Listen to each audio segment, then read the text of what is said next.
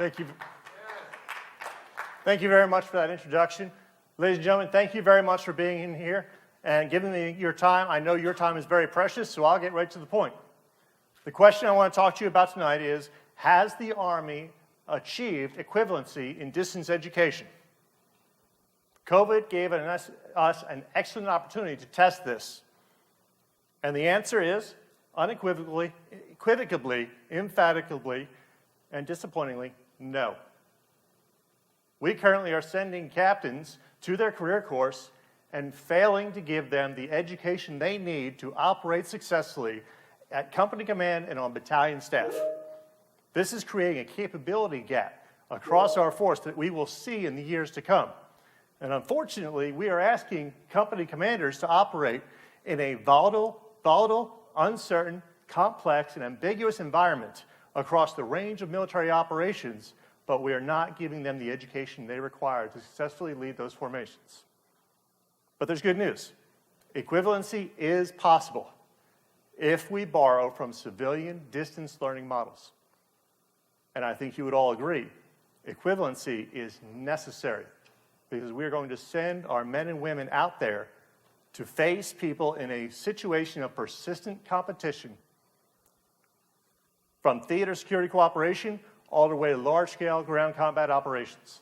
We must invest in them. So first, how did I come up with this decision that we are not equivalent? Well, first, I looked at Common Core exam scores.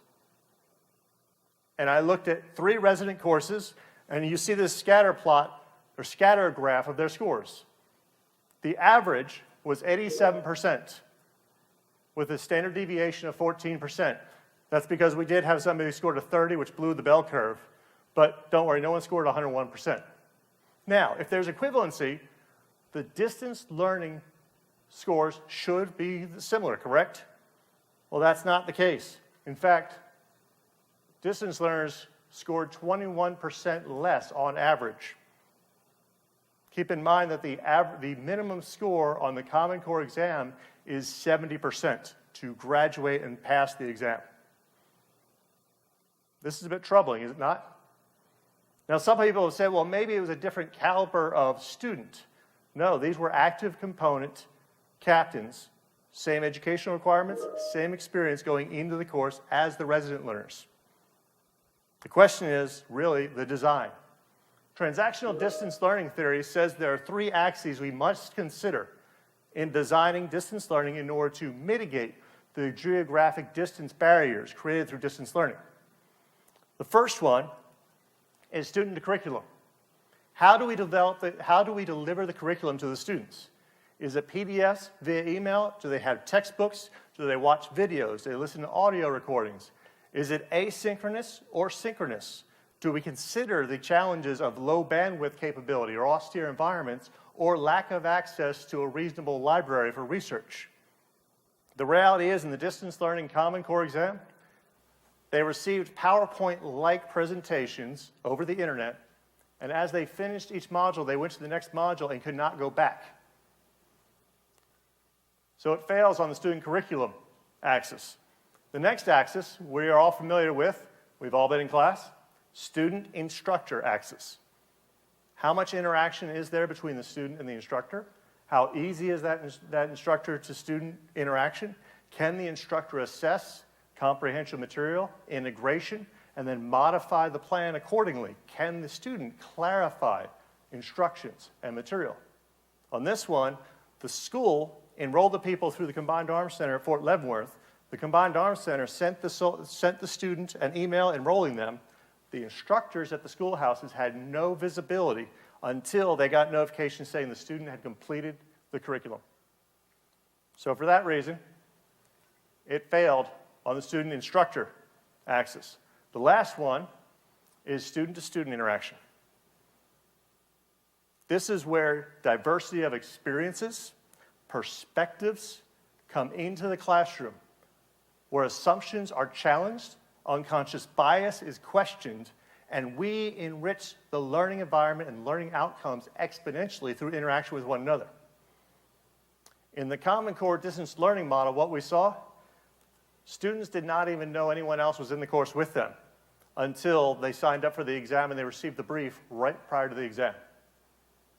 This is not a good picture. But I offer to you that we can get to right. And what right looks like is the Army committing to distance learning equivalency through emerging growth and developing distinct distance learning divisions at every single service school.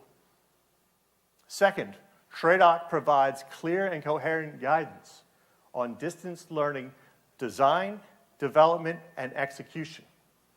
And third, TRADOC is responsible for conducting postgraduate surveys of not only the students, but the lieutenant colonel and the colonel commanders of these students who are now working in their formations to address learning outcome effectiveness and, most importantly, relevance to their unit and their mission. Now, some people can tell you, pandemic is temporary. It'll go away. The reality is, there's no guarantee of that.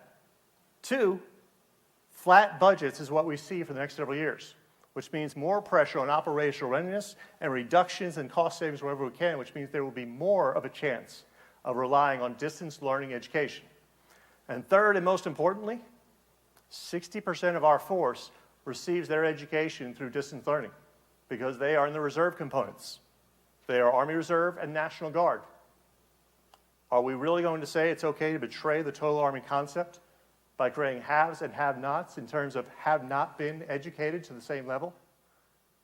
I tell you, in our profession, lives are on the lines if we cannot lead properly. And I think you would agree with me. It is not people first when we are not training people appropriately. But the possibility is there, and I think you would agree with me. We can invest now or pay an unacceptable cost later. Thank you for your time.